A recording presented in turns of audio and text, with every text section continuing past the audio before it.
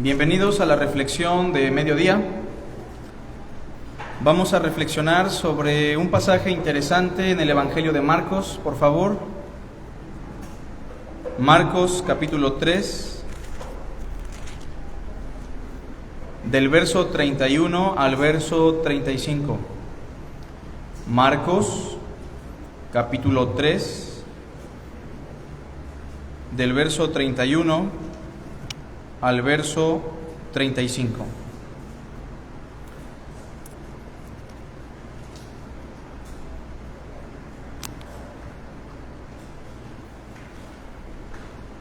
Dice así la palabra de nuestro Señor: Vienen después sus hermanos y su madre, y quedándose afuera, enviaron a llamarle. Y la gente que estaba sentada alrededor de él le dijo: Tu madre y tus hermanos están afuera y te buscan. Él les respondió diciendo: ¿Quién es mi madre y mis hermanos? Y mirando a los que estaban sentados alrededor de él, dijo: He aquí mi madre y mis hermanos, juntos hermanos, porque todo aquel que hace la voluntad de Dios, ese es mi hermano y mi hermana y mi madre.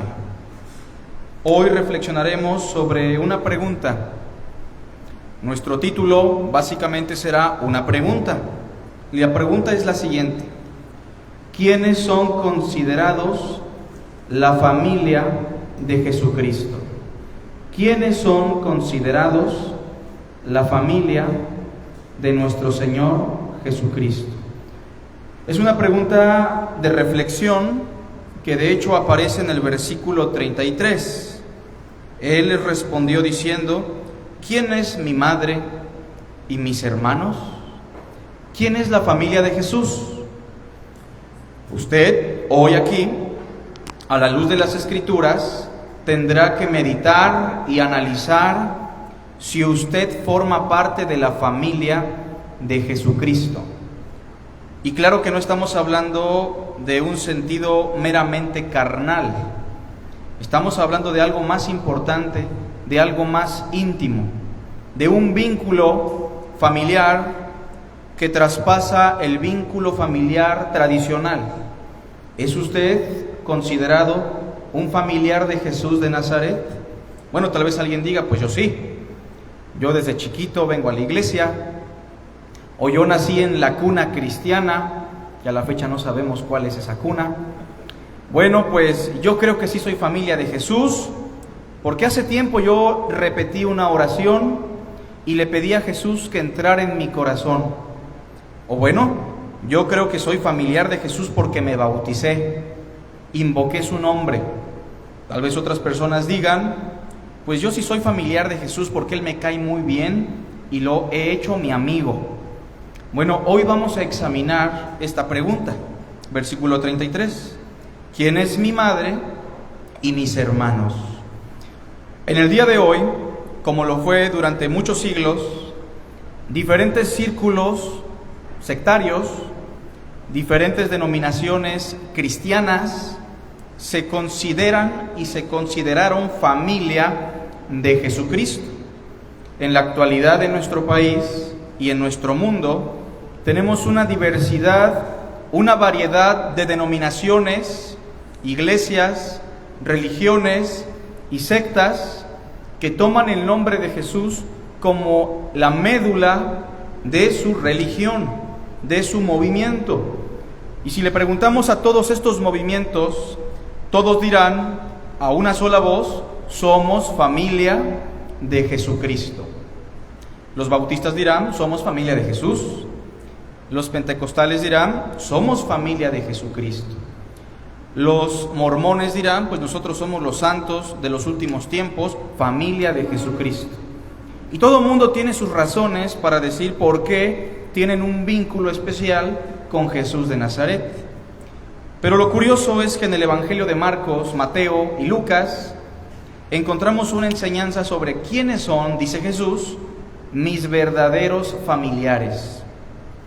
Recordemos, hermanos, que Marcos empieza hablándonos de un rechazo rotundo hacia Jesús en razón de la comunidad, en razón de los fariseos, los escribas. En los versículos anteriores habíamos visto que lo blasfemaron de 3 formas, buscándolo simplemente por los alimentos, el bienestar material. Otros lo blasfemaron diciendo está loco, está fuera de sí. Y otros incluso blasfemaron al Espíritu Santo que estaba en Cristo. Y para este punto, el capítulo 3 inicia diciendo en el verso 31 lo siguiente. Veamos. Vienen después sus hermanos y su madre, y quedándose afuera, enviaron a llamarle. Es evidente, hermanos, que la enseñanza de Jesús, que se explica en el versículo 34 y 35, cuando dice, he aquí mi madre y mis hermanos, excluyendo a María y excluyendo a sus hermanos carnales, está indicando que no basta ser familia carnal de Jesús para ser considerados como su familia. De hecho, debemos recordar que para este punto pareciera que María y los hermanos de Cristo no tienen una buena comprensión sobre quién es Jesús, y ellos han declarado en el capítulo 3, versículo 21, si lo ven conmigo, cuando lo oyeron los suyos, todos juntos, sus parientes, ¿para qué vinieron? Para prenderle. Porque ¿qué decían sus hermanos? ¿Qué decía su familia carnal? Está fuera de sí, está loco, ha perdido la razón. ¿Por qué se sacrifica tanto en la multitud? ¿Por qué se mata tanto sirviendo en lo que dice él, el reino de Dios? De seguro que nuestro familiar Jesús está loco y perdió la razón. Sin embargo, yo pregunto, ¿eran familia de Jesús carnalmente, sí o no? Claro que sí. Pero Cristo nos habla de un vínculo aún mayor, y es a lo que queremos llegar hoy. En primer lugar, por lo que dice el verso 31, número 1, dice así, vienen después sus hermanos y su madre, dice el versículo 31, y quedándose afuera enviaron a llamarle. A partir de este versículo llegamos al punto número 1. En primer lugar, hermanos,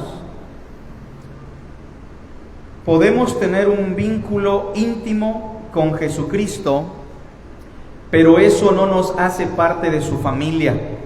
Yo estoy seguro que muchas personas podrán decir, mis papás son cristianos, mis hermanos son cristianos, bueno, mi familia es cristiana de años, yo tengo un vínculo muy cercano con Jesús de Nazaret, pero realmente no hay una relación, realmente no hay vida eterna, realmente no hay salvación. Usted puede decir, como yo lo podría decir, tengo años en el cristianismo, tengo años congregándome, yo soy de cuna cristiana, mis padres fueron líderes del cristianismo, de la iglesia, pero recordemos este primer punto. Podemos tener un vínculo íntimo con Jesucristo, pero eso no nos hace parte de su familia. Miren, Nicodemo, un religioso de la época, ¿se acuerdan cómo habló de Jesús? Maestro, sabemos que has venido de Dios, porque nadie puede hacer estas señales que tú haces si no está Dios con él. Lo alabó, lo reconoció, tenía un vínculo de amistad, de reconocimiento, pero eso no significa que Nicodemo fuera verdaderamente un familiar de Jesucristo. Hay muchas personas que profesan una religión. Yo soy bautista, yo soy pentecostal, como los pentecostales de Pentecostés. Yo soy católico romano y católico me quedaré. Bueno, ningún vínculo religioso con Jesús nos hace propiamente familia de Jesús de Nazaret. Aquí vemos a un grupo de personas en el verso 31, que eran las personas que lo conocieron de pequeño, que convivieron con él, su madre, sus hermanos, los hijos de José, pero aunque ellos tenían un vínculo familiar, no eran la verdadera familia de Jesucristo. Hay muchas personas que llegan a pensar que se vuelven familia de Dios, familia de Cristo por un bautismo, por repetir una oración, porque fueron a la escuelita bíblica de niños, porque sus papás, sus hermanos son cristianos, porque no escuchan música mala, porque tienen buenas acciones, pero ninguna de estas cosas, por más que sean vínculos que tienen vestigios cristianos, nos colocan como familia de Cristo. Veamos lo que sigue diciendo el verso 32. Y la gente que estaba sentada alrededor de él le dijo: tu madre y tus hermanos están afuera y te buscan. Esa última expresión, te buscan, podría parecer que estaban interesados en Jesús. Y la pregunta es, ¿tenían ellos un interés en buscarlo, sí o no? Por supuesto que sí. ¿Cuál era su interés según el capítulo 3, versículo 21? Prenderle, atraparlo y llevárselo, intervenir como familia, porque para ellos Jesús estaba loco, estaba fuera de sí. Ellos no buscaban a Jesús porque querían escucharlo. Ellos no buscaban a Jesús porque querían tener una relación con Dios. Ellos buscaron a su familiar Jesús porque ellos querían agarrarlo y llevárselo, porque para ellos él estaba en riesgo y estaba actuando como un demente. Es lo que leímos en el verso 21. Vinieron para prenderle. Así que, hermanos, la motivación por la cual ellos buscan a Jesús no es una motivación correcta, no es una motivación buena. Así que, en segundo lugar, a partir del verso 32, podemos tener algún interés por Jesucristo, podemos buscarlo en nuestra perspectiva, pero eso no nos hace parte de su familia. Hay muchas personas que buscamos a Jesús. Hermanos, el ser humano sí busca a Dios desde su propia perspectiva. Claro que desde la óptica de Dios, ninguno busca a Dios. Pero Cornelio, el centurión, ¿se acuerdan de él? Buscaba a Dios en su religión, en su perspectiva, lo hacía. Hay muchas personas que piensan que buscan a Dios, pero ven a Dios como los dioses griegos, como los dioses nórdicos, que se buscan para satisfacerlos a través de un sacrificio. Y pensamos que a Cristo lo buscamos para satisfacerlo con nuestras acciones y hacer un trueque con Él muchas veces. En muchas ocasiones incluso lo buscamos porque queremos salir de un problema matrimonial, porque queremos salir de un problema económico, porque queremos salir de los problemas de salud. Hay muchas personas que nunca asisten a la congregación, pero llegan cuando ya el agua les llega al cuello, porque tienen una concepción tal vez distorsionada, como se ha promovido en el pentecostalismo de hoy día, que busca a Dios para que resuelva tus problemas. Y regularmente cuando ya el agua llegó al cuello, buscan a Dios para que resuelva sus problemas. Mis hermanos, aquí la familia de Jesús no lo estaba buscando para resolver problemas, pero sí lo estaban buscando porque pensaban que estaba loco, que su vida estaba en riesgo, que ellos eran más sabios que él. Muchas veces nuestra búsqueda de Jesús es una búsqueda equivocada, y lo estamos buscando con motivaciones desviadas que no forman parte de la fe, que no forman parte del amor. Ahora bien, el versículo 32 nos dice lo siguiente: la gente que estaba alrededor ahí, la casa estaba llena de gente, él estaba totalmente oprimido, sus hermanos y su madre lo buscaban para llevárselo. La gente le dijo: tu madre y tus hermanos están afuera y te buscan. Hablemos un poquito sobre la familia de Cristo. Para este punto pareciera que José ya no está vivo, porque a José solamente lo vemos en los primeros años del Mesías, ¿verdad? Cuando era niño. Ya en la etapa adulta no vemos a José. Lo más probable es que José estuviese muerto, no hay otra explicación. Sin embargo, tanto María, que estuvo en la revelación del ángel y en las experiencias de la encarnación, no sabemos por qué razón, había menguado muchísimo en su seguimiento al Cristo. Y los hermanos de Jesús en ese momento eran totalmente incrédulos y estaban en contra del Mesías. Veamos lo que dice el Evangelio de Juan 7, por favor.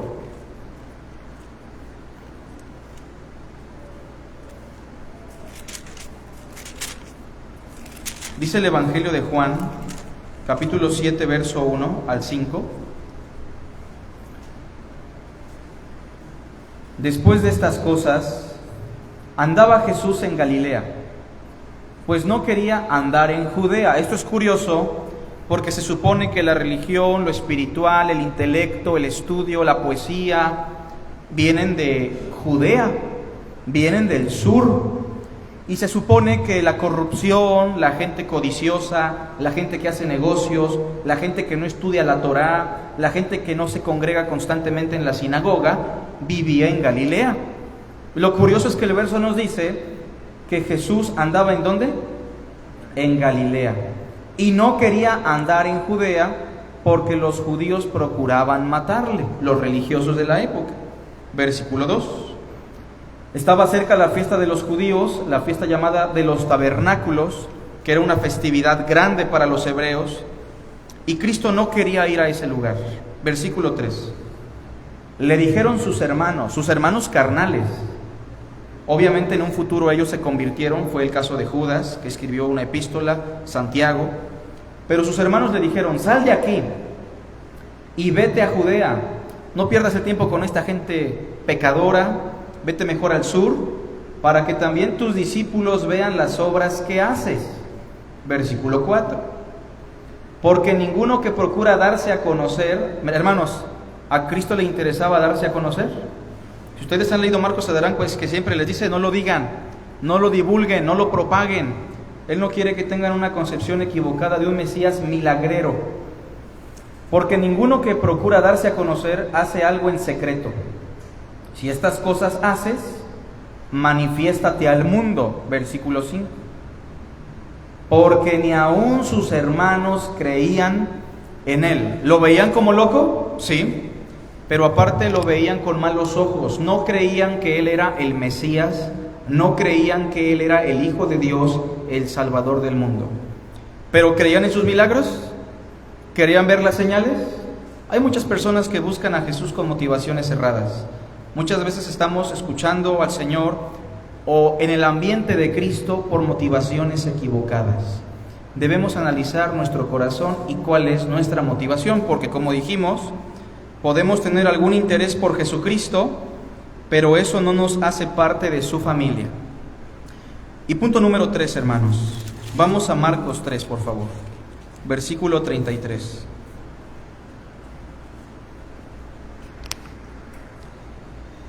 Él les respondió diciendo, cuando le preguntaron: Maestro, ¿quieres que pasen tus familiares? Ellos te están buscando, Señor. Él respondió diciendo en el verso 33, ¿quién es mi madre y mis hermanos? Versículo 34. Y mirando a los que estaban sentados alrededor de él, y yo quiero que piense usted en esa imagen.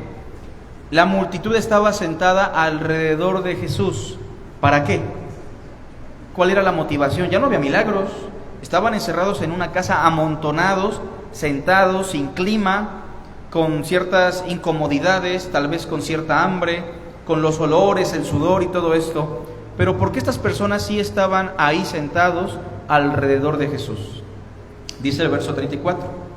Cristo los señala y les dice: he aquí mi madre, he aquí mis hermanos. 35. Todos juntos.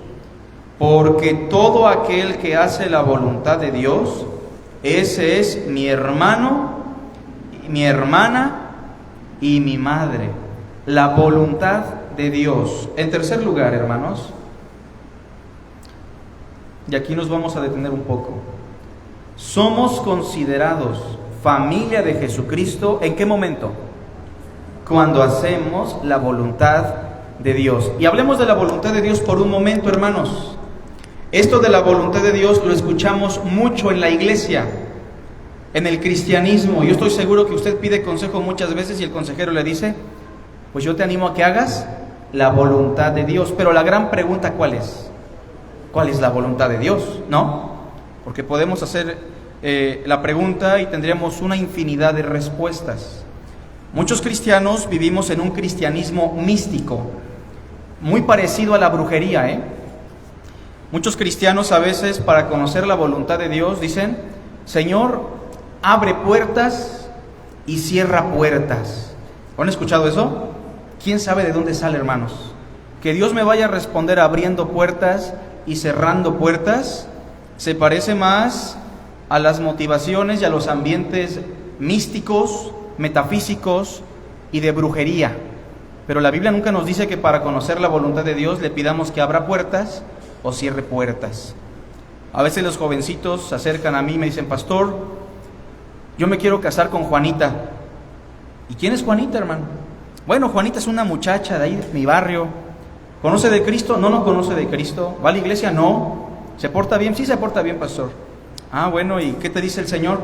Pues yo le estoy pidiendo que el Señor me muestre si es su voluntad o no. Bueno, ¿y qué te han dicho tus papás, los hermanos que te conocen?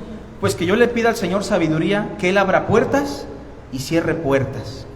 Bueno, pasa el tiempo y vuelve el joven otra vez y me dice: hermano, el Señor ya me respondió. ¿Y qué te dijo, hermano? Que sí me case con Juanita. ¿Y cómo te respondió el Señor? Bueno, es que Juanita ya quiso ir al culto conmigo. Fíjese, pastor, que leí la Biblia y me escuchó muy bien. Mis papás están de acuerdo y muchos hermanos dicen que es una muy buena muchacha. Hermanos, suena absurdo, ¿verdad? Pero este es el cristianismo de hoy, ¿o no? Así definimos la voluntad de Dios muchas veces. Y muchas veces cuando le preguntamos incluso a un hermano: ¿y cómo te respondió el Señor? Bueno, no me dijo claramente algo, ¿no? Yo vi por las señales que me dio, por las cuestiones que se fueron dando, que el Señor quiere que yo haga tal cosa. Y vivimos en un cristianismo místico, mágico, sin fundamento, sin conocimiento. Muchas veces criticamos al catolicismo romano, ¿no?, de antaño. Es que ellos son bien tradicionales, es que ellos son bien místicos, hacen cosas por superstición. ¿Y el cristianismo vive igual, sí o no? Pues muchas veces así vivimos, hermanos. Quiero que vean conmigo, por favor, un verso paralelo en Lucas 8. Porque Lucas 8 nos va a explicar cuál es la voluntad de Dios, ¿o no? Porque si hacemos la voluntad de Dios, seremos considerados familia de Jesucristo. Lucas 8, por favor, hermanos. Versículo 19. ¿Lo tenemos? Es un texto paralelo que nos define qué es la voluntad de Dios. Ahora, la voluntad de Dios es muy sencilla, hermanos. No es nada compleja. O sea, experimentarla puede tener sus implicaciones, pero saber cuál es la voluntad de Dios no es nada difícil. Miren: entonces su madre y sus hermanos vinieron a él, pero no podían llegar hasta él por causa de la multitud. Es el mismo escenario, ¿verdad? Pero desde la óptica de Lucas. Versículo 21. Él entonces, respondiendo, les dijo: mi madre y mis hermanos, todos juntos, son los que oyen la palabra de Dios, ¿qué dice? Y la hacen. ¿Quiénes son familia de Cristo? Los que hacen la voluntad de Dios. Y preguntamos: ¿qué es hacer la voluntad de Dios? Oír la palabra de Dios. ¿Y qué más? Era tan fácil para el caso de este joven y Juanita, ¿no? Que dice la Biblia: no os unáis en yugo desigual con los incrédulos. Híjole, es tan sencillo, ¿no? ¿Ya Dios te habló o no? ¿Esa es su voluntad o no? Es que, hermano, me salió un negocio ahí, ¿no? Tengo que hacer un poquito ahí de movimientos chuecos. Es muy poco, hermano, pero yo pienso que el Señor me está moviendo a que lo haga. Voy a dar grandes ofrendas a la iglesia, voy a beneficiar el reino. ¿Qué dice la Escritura? Hermanos, muchas veces es triste que no sabemos qué dice la Escritura. Al Señor le gusta la pesa cabal. ¿Es su voluntad? Sí, porque lo dice su palabra. Y en los casos más místicos y extremos, yo soñé, escuché, Dios me reveló. Y hermanos, vivimos en un cristianismo tambaleante porque no sabemos cuál es la voluntad de Dios. En este caso, la voluntad de Dios se define en dos cosas. Inciso A: para ser familia de Jesucristo tenemos que oír la palabra de Dios. ¿Quiénes hacen la voluntad de Dios?, dijo Jesús. Los que oyen la palabra de Dios y la hacen. Yo hablo con muchos hermanos en la semana, en el transcurso del mes, de mi experiencia como cristiano y pastor, y me doy cuenta de un mal grande: que el cristiano promedio, no lee la Biblia. De hecho, lo discutíamos el jueves, ¿se acuerdan? Y preguntábamos: ¿quién ha leído el Génesis? Y algunos hermanos levantaron la mano y otros para nada. Platicaba con un hermano hace unos meses si había leído alguna vez el Antiguo Testamento. Después de 10, 12 años, nunca lo había leído. Ahora yo creo que muchas veces nosotros tenemos tantos problemas, tanto dolor y sufrimiento, por lo que dice el profeta: mi pueblo perece porque le faltó conocimiento. A veces tenemos juntas, ¿no, hermanos? Como miembros, como líderes, y luego pasa, ¿no?, que alguien dice, pues lo que vote la mayoría. Hermanos, ¿así que encontramos la voluntad de Dios en la democracia? Pues no. Bueno, el sentido común, tampoco. ¿Cómo hacemos la voluntad de Dios? Si oímos la palabra de Dios. ¿Tiene usted una Biblia en su casa? Yo creo que sí. ¿Sabe usted leer? Yo creo que también. En la antigüedad era triste porque muchas personas dependían solamente de oír la palabra de Dios.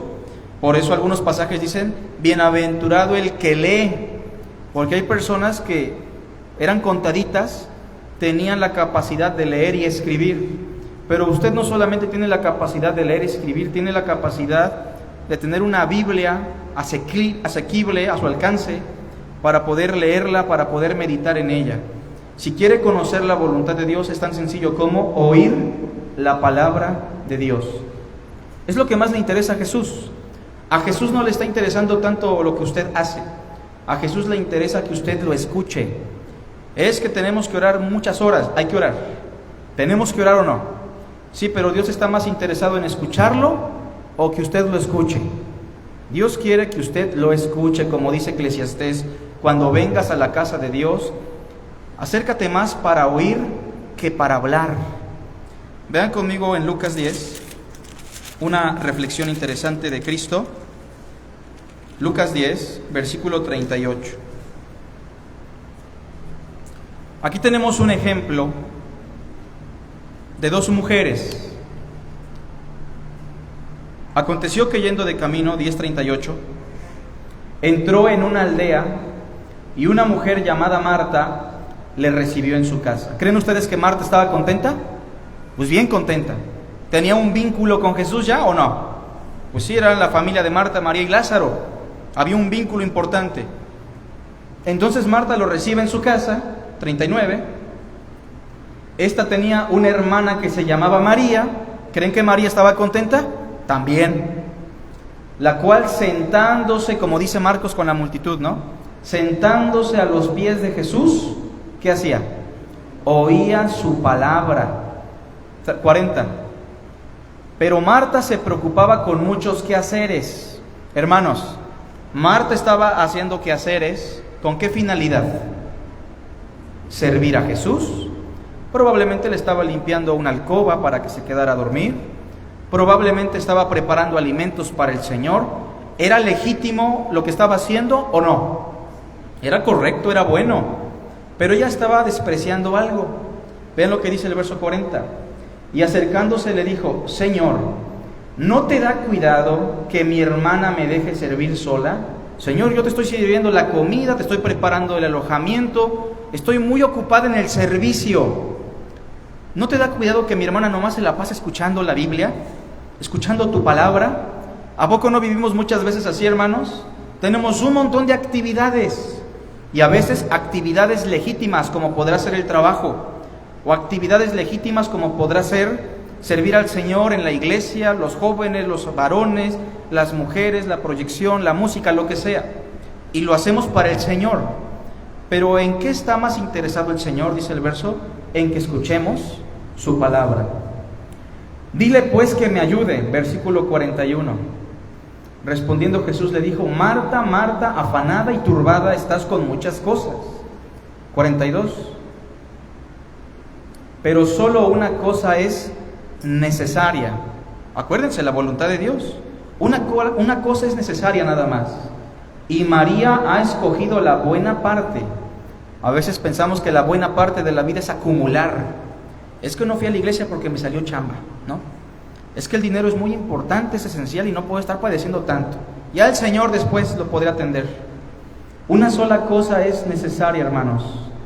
Y la buena parte de la vida no consiste en los bienes que tenemos, no consiste en las comodidades que poseemos.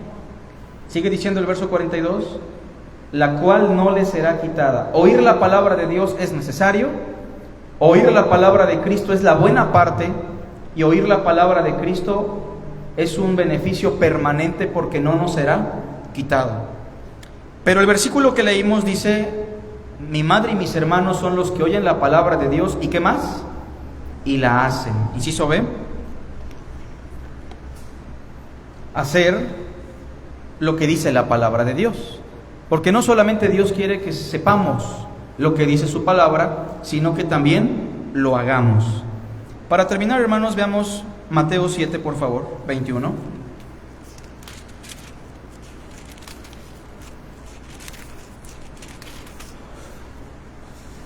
Mateo 7:21 es un versículo duro, porque habla de estas personas que pensaban ser familia de Jesús, pero no lo eran.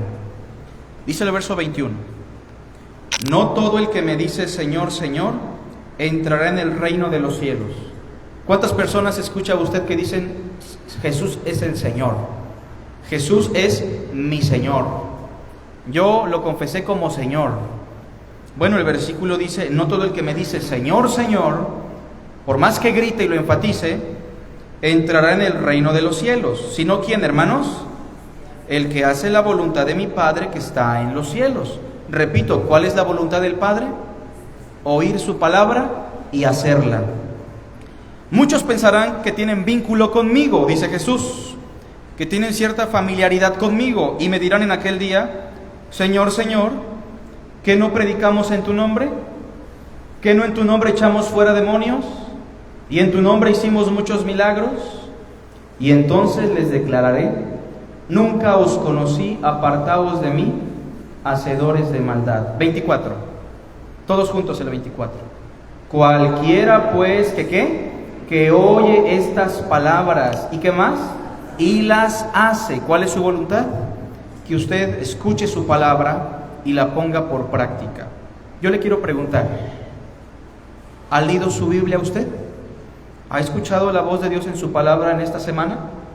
Cuando usted se levanta, antes de pensar en el desayuno, ¿ya está pensando en un pasaje bíblico para meditar? Y cuando usted sabe lo que Dios dice, ¿lo pone por práctica? Todos nosotros batallamos, hermanos. Nadie es perfecto, es verdad. Pero Dios sí espera que le demos valor e importancia a su palabra. Hoy está mucho de moda pensar que suplimos la palabra de Dios con música bonita, ¿no? Y hay muchos grupos cristianos con música bonita, ¿o no? Lamentablemente la letra ya no tiene contenido, ya no tiene sustancia. Por ahí se le da una embarrada de frijol tal vez, pero muy poco tenemos doctrina.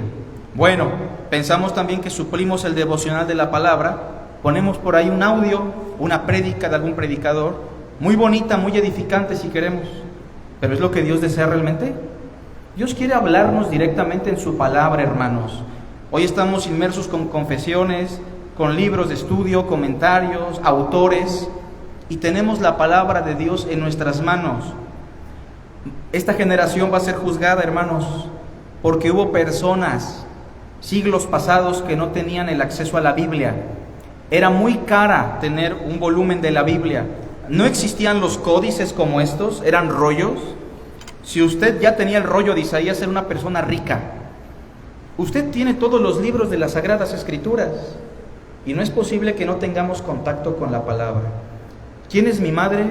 ¿Quiénes son mis hermanos? Los que oyen la palabra de Dios y la hacen. Hagamos una oración, hermanos. Te agradecemos, Padre, por esta reflexión, por tu sagrada palabra. Sabemos, Señor, que tú quieres que seamos considerados como familia tuya al oír y escuchar tu palabra.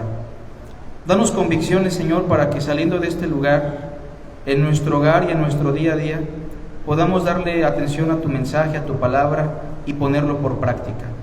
Te damos a ti las gracias, Señor, la honra y la gloria en Cristo Jesús. Amén.